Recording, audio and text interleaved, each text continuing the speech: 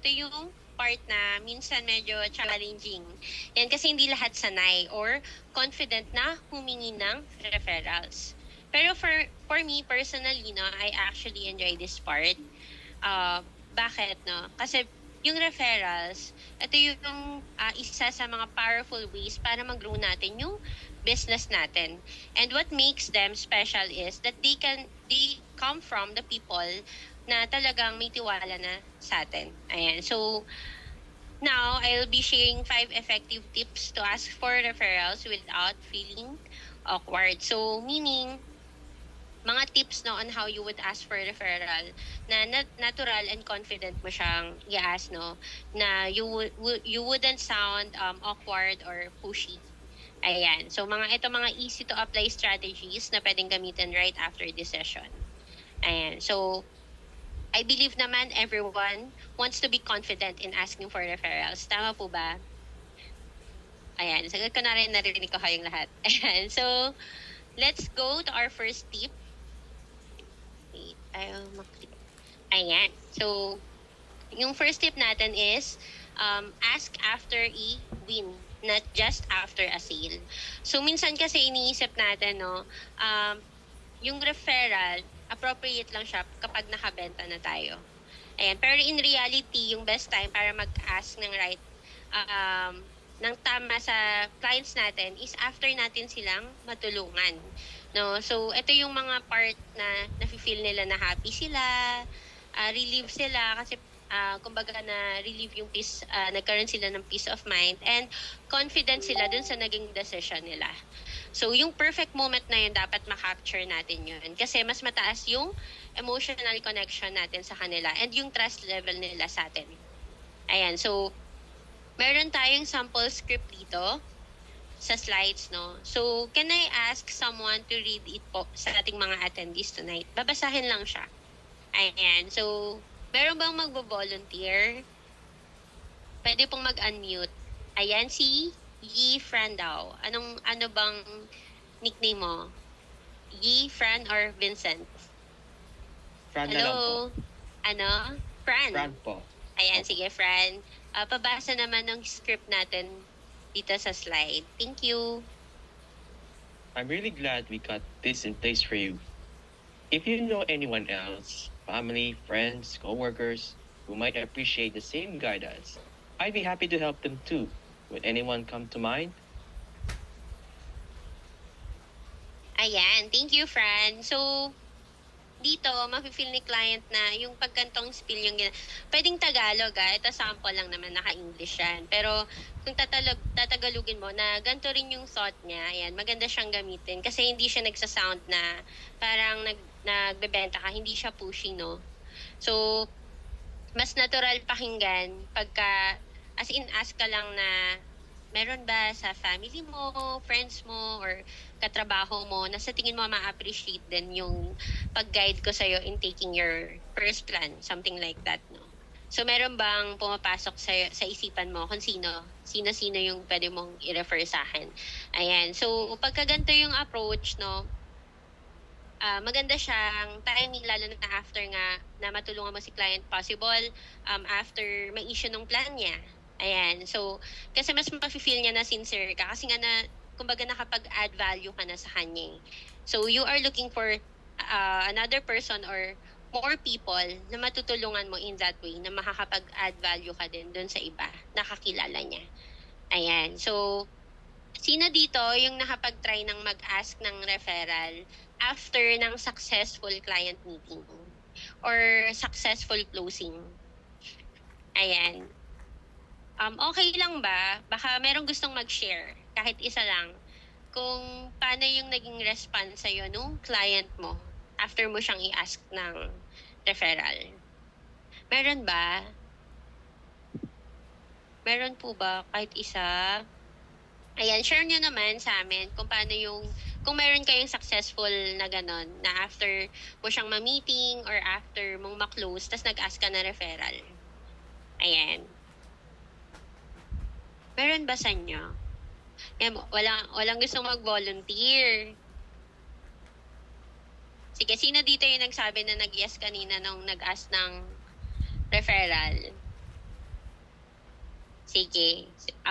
Kung wala pa, uh, pwede nyo siyang itry, no? Kasi you never know how would your client respond to you.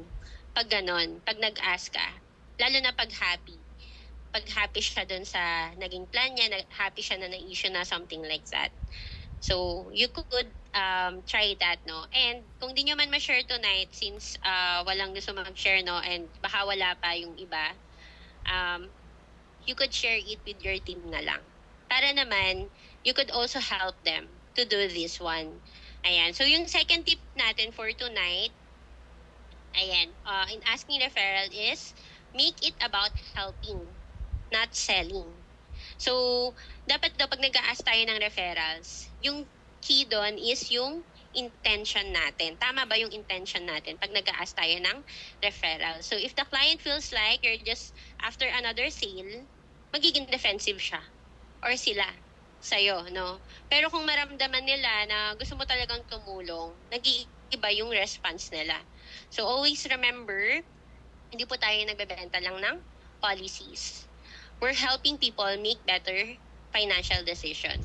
So, instead of saying na sa kanya, for example, sa client mo, na sino ba pwede kong ma-offeran? Instead of saying that, pwede mong baguhin yung pagkakasabi mo, no? Ng script sa kanya para naman hindi benta-benta lang yung ma-feel niya. So, again, meron tayong sample script dito. So, can I call someone again to read? Ayan, si ano na lang, nakita ko kanina nag-on cam. Tama ba? Ito ba si Miss Hazel? Bontuy yan. Hi, Miss Hazel. Baka pwede mo namang mabasa yung script natin na nandito sa slide. So, Hello sorry, po. medyo may background. Okay lang. A lot of people don't know where to start with life issues or savings. If there's someone who's certain who could use a quick financial check, no pressure, I'd be happy to offer you some tips. Ayan, thank you Hazel. Nakamute pala ako kanina. Okay, thank you for reading our script. So, another way, no, na hindi pushy pakinggan, no? Kasi ang ino-offer mo dito, tulong sa mga tao na nagki-care talaga yung client mo, no? So, etong script na to, no, paano ba siya mas naging effective? Kasi hindi na-feel ng client mo na pinipressure mo siya na mag-refer sa'yo. No? Sinasabi mo yung purpose mo na gusto mo lang din makatulong sa kanya in a way na paano mo natulungan si client. Ayan. So, third one is be specific daw, not anyone. So, kapag humihingi daw tayo ng referrals, minsan kasi 'di ba automatics na sinasabi natin pag nanghihingi tayo na may kakilala ka ba na interested? 'Di ba ganun yung usual na sinasabi natin? Pero pagka ganun yung tanong natin na, do you know anyone? May kakilala ka ba? Ano yung usual na response na nare-receive natin? 'Di ba usually sasabihin, sige, iisipin ko muna or wala akong maisip ngayon eh. 'Di ba ganun yung usual? Kasi ang lawak nung kumbaga nung iisipin niya kung sino sa dami niyang kakilala. So, instead na ganun yung tanong mo, maging specific ka na lang. So, dito may sample sa slides na sabi dito. Do you know any young families? Ayan, anyone changing jobs? So, leading ka para mag-isip siya, sino ba yung kakilala niya na gustong magbago ng work right now? Sino ba sa mga friends niya yung kakakasal lang or merong kids? Ayan. So, pag ganito yung mga question mo, pagka-specific, no, mas mataas yung chance na may maalala siyang tao on that certain question. So, okay. And again, we have another script here. Sino pong pwedeng magbasa? Ayan, si Justin daw. Hi, Justin. Let's see. I often work with young couples or professionals starting to build a safety net. Now, do you know anyone in that stage right now? And so, thank you, Justin. Grabe, akala ko recorded. Ang ganda naman ng boses ni Justin. Parang nahiya na ako. Ayan, thank you Justin sa pagbasa ng script natin. So, di ba ang ganda pakinggan, lalo na ng boses ni Justin, no? Pag siya na pala pagbasahin ka sa mga susunod. Ayan, so pag ganito yung pagkakatanong mo kay client, no? Hindi ka lang basta nagtanong ng anyone na kakilala niya. So, nagbibigay ka ng picture sa kanya kung sino ba yung taong gusto mong matulungan, nakakilala niya. So, it would make it easier for your client para mag-isip siya ng specific na tao na ibibigay niya sa'yo or i-refer niya sa'yo. So, mas magiging natural yung flow ng pag-refer ng referral request. Ayan. So, ngayon, since ito yung sample natin, no, or anyone na nandito sa mga sample na yung families, anyone changing jobs, or friends na married or having kids, or planning to have kids, or mga preggies, ayan. So, what you can do right now is you think of sino ba sa circle mo yung ganto. Ayan, para sila yung i-prospect nyo later. Ayan. So, nasa fourth na tayo. The fourth tip is offer something of value. Actually, yung mga tips po natin tonight is dugtong-dugtong naman siya, no? Mas specific lang per tip. Ayan. So now, ito naman, yung secret daw para hindi talaga maging awkward yung paghingi mo ng referral. Ayan. So, isa to sa way, no? You offer something of value. Kasi dito, hindi ka nag-a-ask ng favor. Diba yung usual tanong nga is, baka naman may mare-refer ka, baka may makinig ka sa akin. You could change that in a way na hindi ka nag-a-ask ng favor sa kanya, but you are offering help. Ayan. So, yung mindset dito, you are not asking na, kumbaga, kasi pag siya yung naghanap ng prospect or client for you, you are not asking na ibenta ka niya dun sa kakilala niya, no?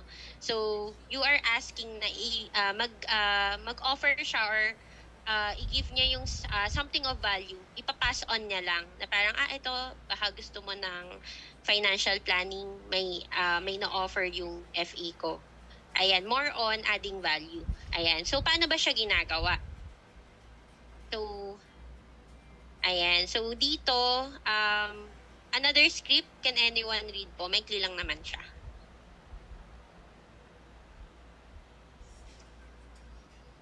May magbo-volunteer po. Okay.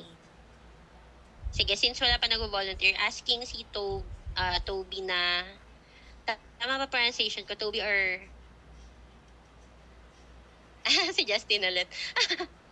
Ayan, si Toby daw number 2. Sige, wait. Ayan. Sige, ito Toby. Screenshot mo na. Ayan, okay na po.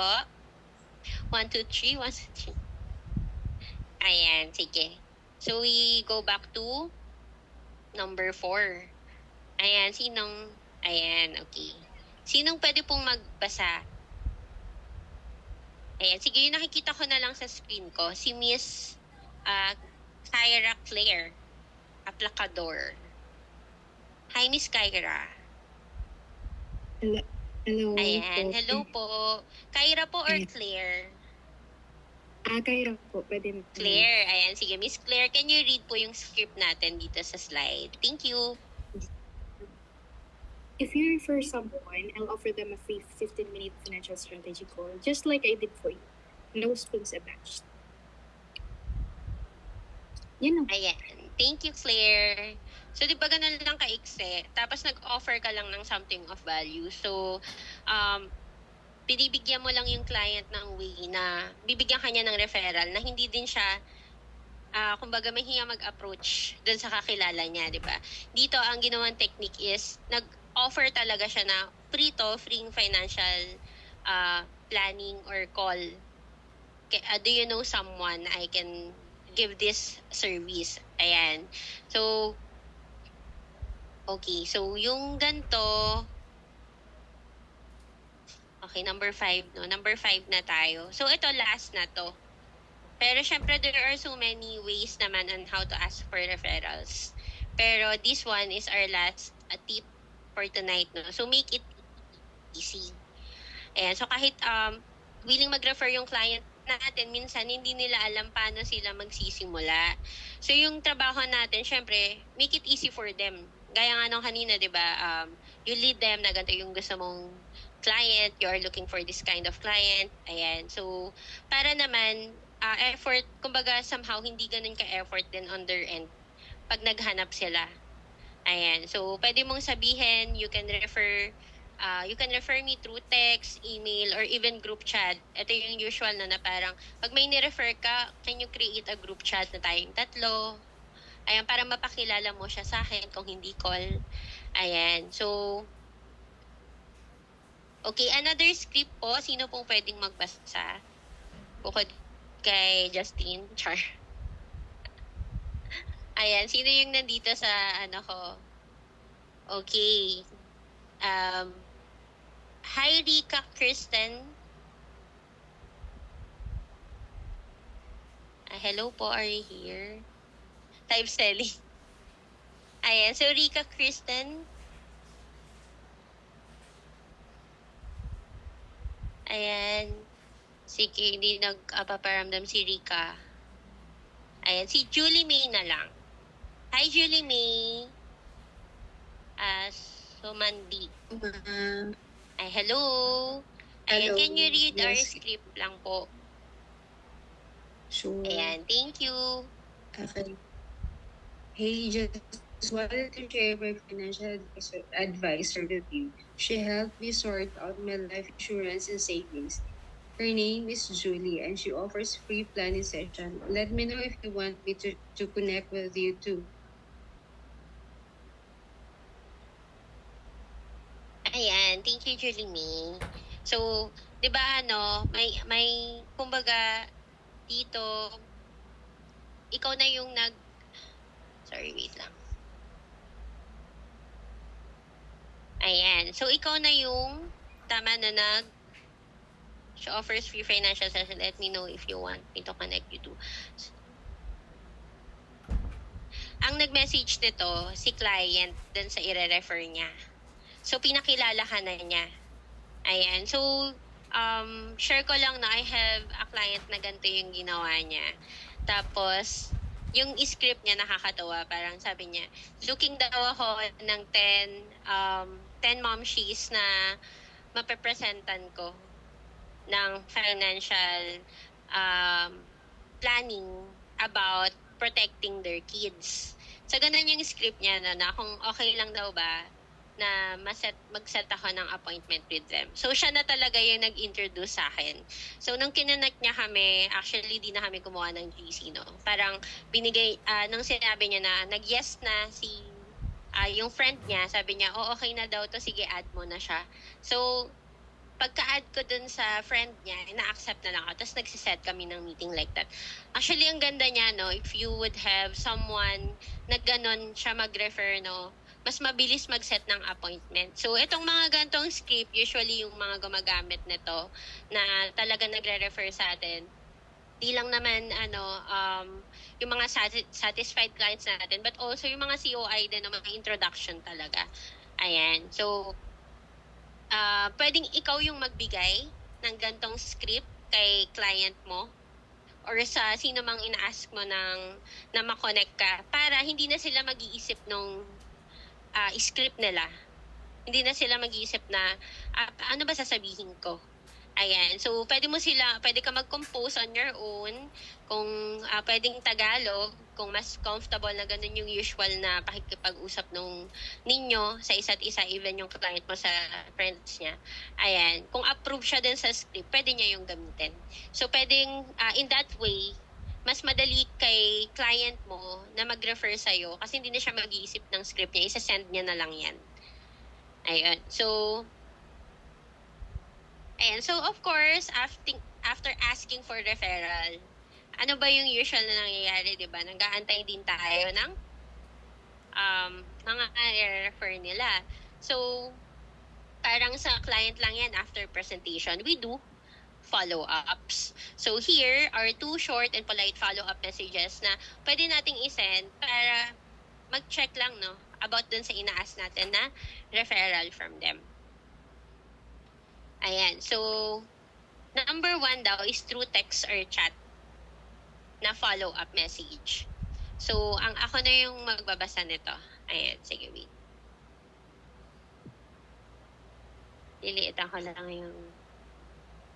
Ayan. So, dito, hi. For example, si Julie May na lang ulit. Ayan. Hi, Julie May. Just checking in, no pressure at all. But I wanted to follow up in case anyone came to mind who might benefit from a quick financial checkup. Happy to help them like I helped you. Ayan. So, ito daw, one way of following up pagka nag-ask ka ng referral. So, number 2 naman, email version naman. So, I don't know kung may gumagamit pa nito, but you can do both naman in following up. Ayan. So, ayan, professional way. So, hi. Sino ba? Si Justin na lang. Hi, Justin. I hope you're doing well. Just following up to see if anyone came to mind who could use help with financial planning or protection. No obligation, just a simple conversation. I'd be happy to offer them the same guidance I shared with you. Let me know if there's someone you'd like me to reach out to. Ayan. Warm regards. Ayan. Of course, para mas professionally sounding, no, yung iyong email, lagyan mo naman ng name mo and ayan, licensed financial advisor and True Life. Ayan. So, ayan, ito, syempre, hindi lahat automatic na magbibigay nga agad sa'yo, di ba? Pero okay lang yon. At least na-build mo na yung habit of asking referral. What's important is you follow up politely and consistently na hindi ka naman nagsasound pushy sa kanila. Ayan.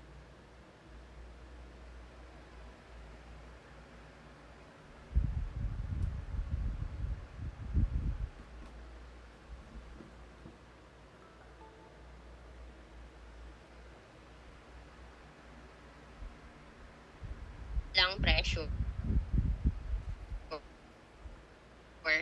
So, sometimes, dun sila nagkakaroon na may maalala nila, kumbaga, yung pinag-usapan niya, nag-ask ka ng referral. And possible, magbigay agad sila sa'yo. Ayan. So, okay, ito, mga asking for referral spills, other ways on how to ask for referrals. So, pwede nyo po itong gamitin, no? You can screenshot and you can revise on how would you like na paano siya i-send. Kasi syempre magkakaiba naman tayo ng way ng pakikipag-usap sa clients natin. Ayan. So, dito, ask lang ako ng magbabasa. 5 na lang naman to na another set of skills that you can use. Ayan. So, sino pong mag-volunteer? Ayan, si Lamor Ann. Tama ba yung pronunciation ko? Hi, Ann. Tama po. Hello po. Ayan. Good evening. Ann na lang para maikli. Sige, Ayan, sige, sige. Ann, can you read yung ating spiel? Thank you. Okay. I hope you don't mind me asking. Part of what I do is helping people in similar situations to yours. If you happen to know anyone who might benefit from financial guidance or protection, I'd be truly grateful for an introduction. Ayan, thank you, Ann. So, ito daw yung spiel na you could use when you ask referral from your client's circle of friends. Ayan. So, ayan, ba kinonect niya ulit sa nabigay niyang help dun sa client niya. Ayan. So, yung next, ito naman, asking referrals from clients' close relatives. So, paano ba yung spiel na we can use pagka ang gusto nating i-refer sa atin ng client natin is yung kamag-anak niya. Ayan. So, any volunteer po ng magbabasa ng spiel natin.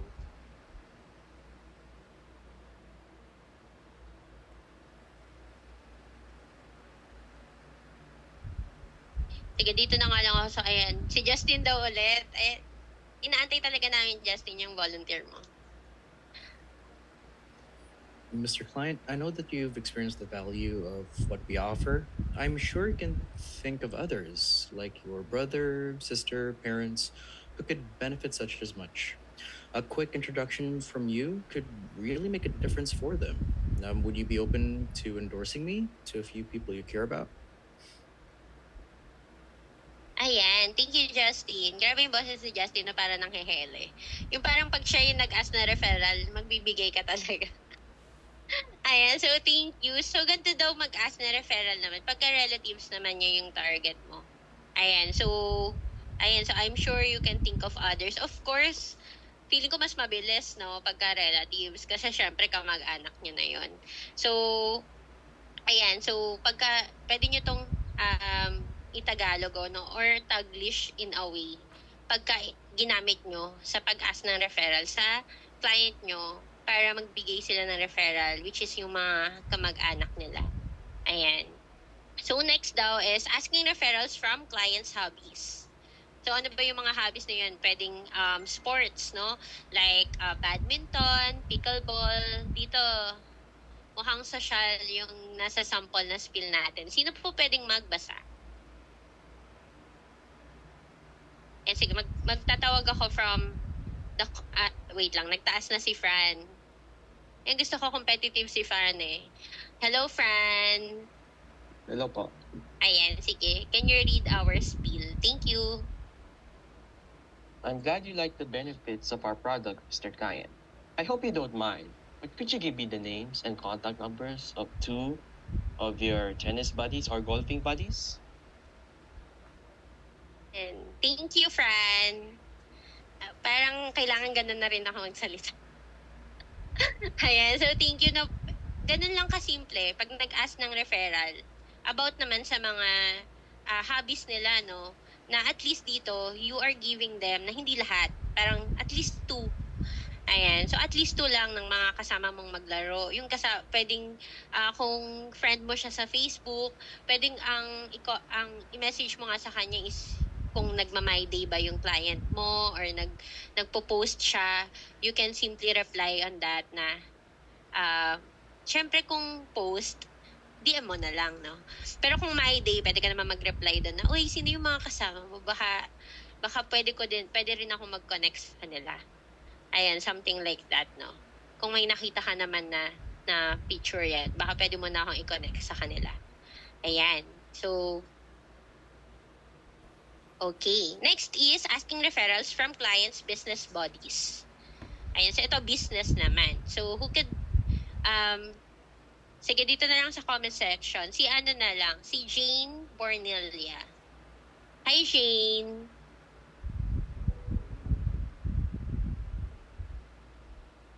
Hello po. Ayan. Hi, Jane. Babasa Hello. naman ng spiel natin. Galingan mo, Jane. Sige po. Mr. Prospect, thank you for sparing time and allowing me to share with you this wonderful time. Will it be possible for you to give me 3 names of people in your line of business that you think would be interested in the services that we offer? Ayan. Thank you, Jane. So, ito naman, medyo professionally sounding. No, since about, kumbaga, baka itong client na to na pwedeng messagean mo is business owner. 'Di ba? So, somehow, medyo mas professional ka lang in reaching out na baka makonect ka sa mga possible business partners or mga friends niya na business owners, something like that. Or even suppliers. So, tingnan niyo yung start niya, 'di ba? Thank you for sparing time and allowing me to share with you this wonderful plan. So, etong spill na to is possible right after a presentation. Ayan, or a meeting. So, nakapag-add ka na ng value. Sino pa yung sa tingin mo na I could help also through this plan, no, na magbe-benefit din sila. Ayan. So, ayan. Another one of the spills is asking referrals from clients' acquaintances. Ayan. So, malawak to, no? Okay. Sino pong pwedeng magbasa?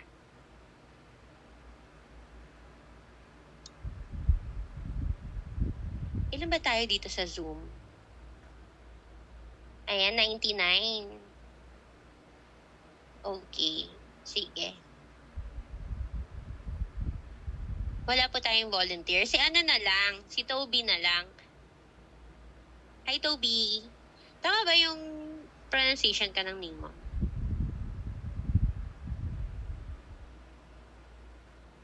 Are you here po? Yes po. Ayan, Toby. Sige. Can you read our spiel for asking referrals from clients' acquaintances? Ayan. Mr. Prospect, my career depends on individuals like you who understand the importance of income protection. Would you be kind enough to give me names of people who have dependents and who will find the services we offer valuable? Ayan. Thank you, Toby. So, ito namang spiel na to, ang way naman ng approach niya is, kumbaga, binild niya muna yung client niya na, you understand yung importance ng ino-offer ko. So, baka naman some people na kaya ko ding ibigay yung gantong service na ma-help ko din sila in understanding yung importance din ng protection. No, adding value pa din in a way na mafe-feel niya na okay o nga ako naiintindihan ko to, baka I could also help them through connecting them sa financial advisor ko. Ayan. So, okay. So, yun yung mga spills natin na screenshot nyo naman, no? So, you can use those in asking referrals. You can use those na pwede nyong i-translate into Tagalog or Taglish, depende na sa inyo, or it could be a guide for you in approaching or sending messages to your clients to ask for referrals. Ayan, pwede namang maging guide lang, not word by word, gamitin mo siya. Ayan, para naman mas maging natural na sa'yo galing yung message talaga. Okay? So, ayan. So, dito meron tayong sample prospect tracking tools. May I know sa mga sa mga Zoom participants natin if you have your own prospect list or prospect monitoring. Meron na ba kayo? Type yes naman dun sa mga meron na and no dun sa mga wala pa. Ayan, si Fran meron na daw, si Jane meron na. How about the others po? Meron na po ba kayong prospect monitoring or tracker? Ayan. Oh. Hi, Ate Julie. You're here din pala. Ayan, need mag-organize. Tama naman, no? So, very good po yung mga participants natin tonight. Meron na. But for those who don't have yet, ayan, so it's time for you to track your prospects. Para alam nyo kailan kayo huling nag-usap, sino ba yung mga nag-engage na sa inyo, nag-reply. Ayan, so this one, sample prospect tracking tool.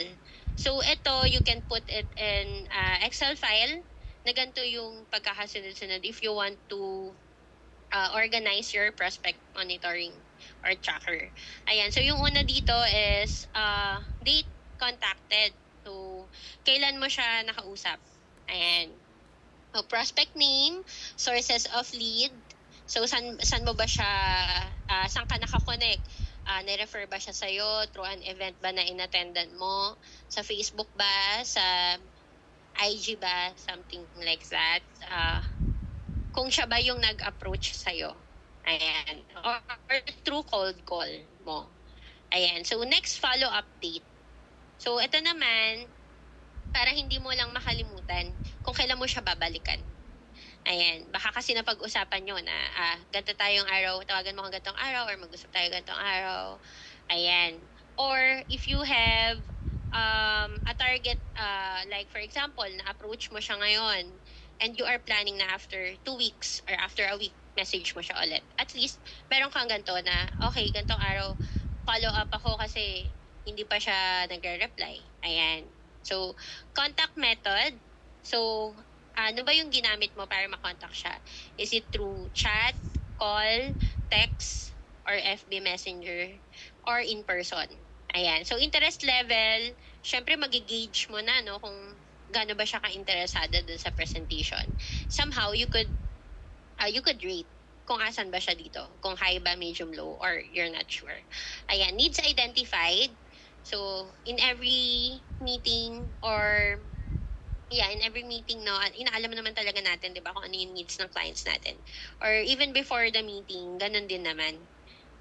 Nagsasabi din sila kung ano yung goal nila right now. Ayan. So, pwede mo nang i-take down yon para alam mo through this din, ma-assess mo din, no? Ano ba yung best plan na pwede mong i-offer sa kanya? Ano ba yung suit na, kumbaga, fit sa financial needs niya ngayon? Ayan, occupational and background. So, pwede mo rin tong ilagay. Important din siya na alam mo. Kasi dito, malalaman mo din, bukod sa salary range, malalaman mo din kung ano yung plan na kaya niya. Tama. Then, notes on conversation. So, mga keynotes lang, no? Kung ano ba yung sa tingin mo important na ma-take down dito. Ayan, mga objections na possible, di mo nasagot, babalikan mo siya. Ayan. And yung life goals niya or may mga details siya na share. For example, sa rapport, na syempre magfa-fact find ka, 'di ba? Ano ba yung usual technique na ginagamit natin sa rapport? 'Di ba yung Ford technique, no? Family, occupation, recreation, and dreams. So through that, possible may information ka na nalaman like yung mga kapatid pala niya na yung mga kapatid pala niya hindi pa pala insured, wala pa palang insured sa family. Something like that. So ngayon, note mo lang yun doon dito sa notes on conversation. Yan, documents sent. Kung may sinend ka na sa kanya, like for example, natapos na yung meeting, tapos nakapag-send ka na ng proposals. Ayan. Then, next action step. So, dito, ano na yung commitment na next, no? Pwedeng follow up yung next mo, magre-remind ka. Magpe-prepare ka ng proposal.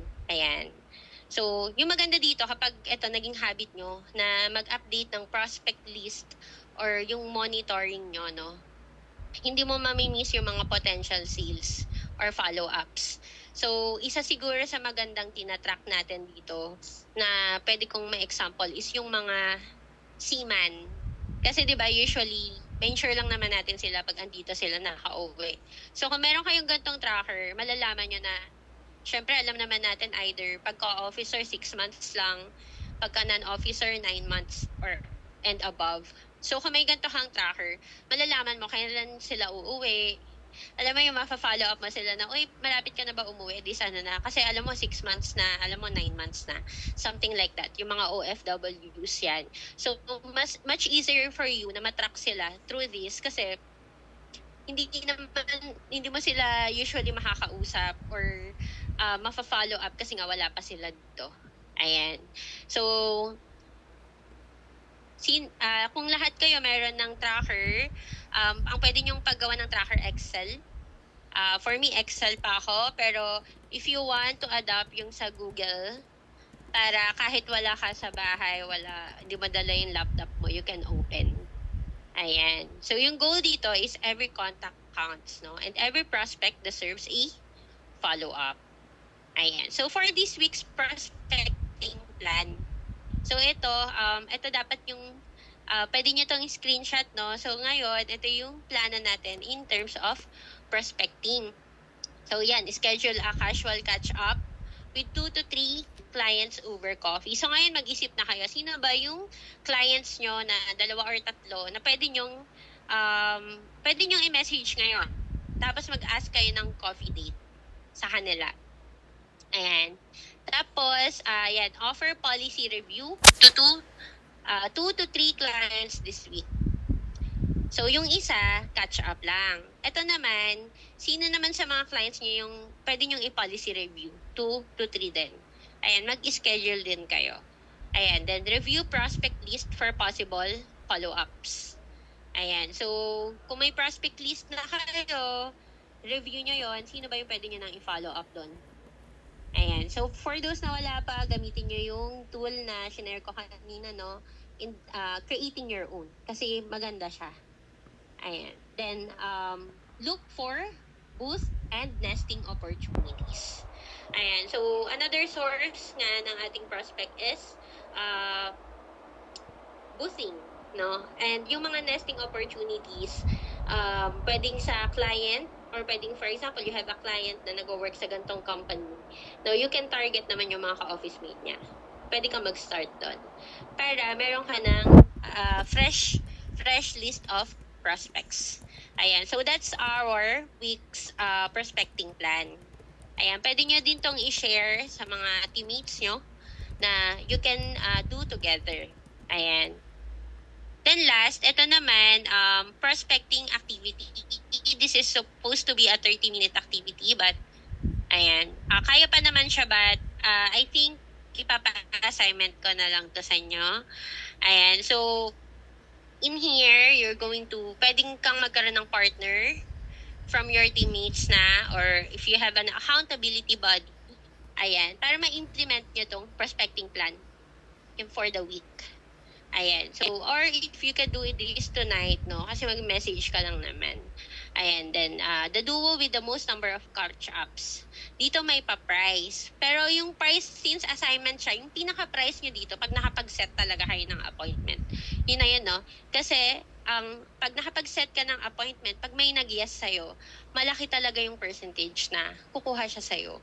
No? Kasi, yung nag-yes pa lang siya sa appointment setting, meaning may tiwala siya sa'yo. Ayan. Then third, the agent who can schedule. Ayun nga, sabi ko nga, yun na yung price mo pag nakapag-set ka ng appointment. Ayan. So,